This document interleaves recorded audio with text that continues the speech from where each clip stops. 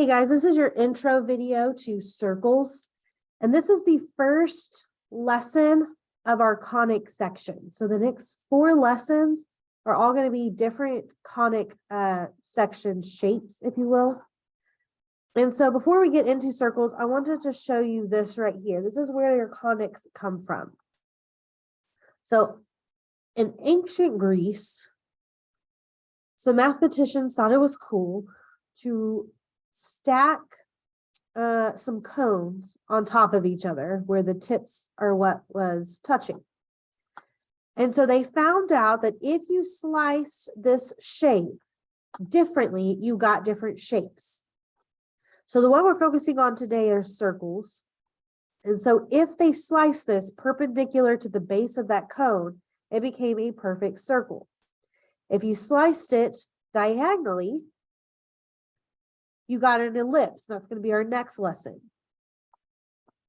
If you sliced it and you missed that middle point, but you go perpendicular to its bases, you get what is called a hyperbola, which is basically 2 parabolas facing away from each other.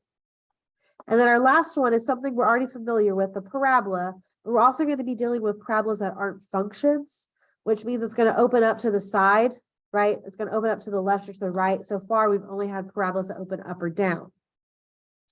And so kind of like the ellipse, if you go at a certain angle, it will only make a parabola and not the ellipse. So here's the 4 next lessons we're going to go over. We're going to start with circle, go to ellipse, go to hyperbola, and then finish over here with a parabola. But this is essentially where your conic sections come from. So your definition of a circle is a circle is a set of points in the XY plane that are a fixed distance r from a fixed point hk. The fixed distance r is your radius, and so you can see that here in red. And the fixed point hk is called the center right here. And so the big thing on this one, and I guess it actually doesn't say, it says a fixed distance, but the big thing with the circle is that that radius makes it equal distance. So every point on the outside of this circle is an equal distance from that center. That equal distance is whatever your radius, whatever your r is. Now, if we do something from our last lesson, and I apply the distance formula to this,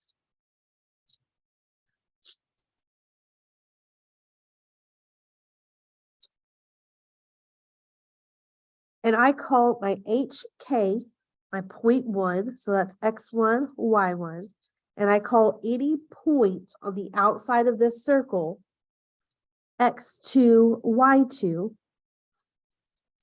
and I'm going to use this formula to plug it in.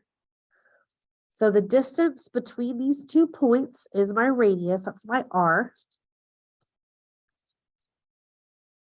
We labeled x2 x minus x1, which is my h, plus y2, which is y, minus my y1, which should be right here. Okay, so that's my k. And then if I wanted to get rid of this radical here, I would square everything. I would square this and square this. So my squared and square root cancel here. And so we have r squared equals x minus h squared plus y minus k squared. This right here, and that should be r squared,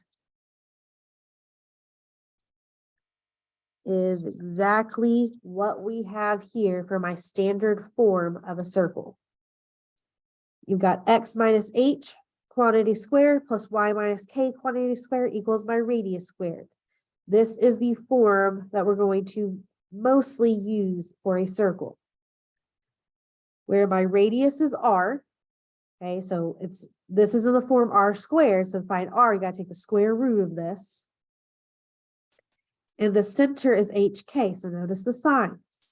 This is X minus H, but my center is positive H. Same thing here. This is Y minus K, but my center is a positive K.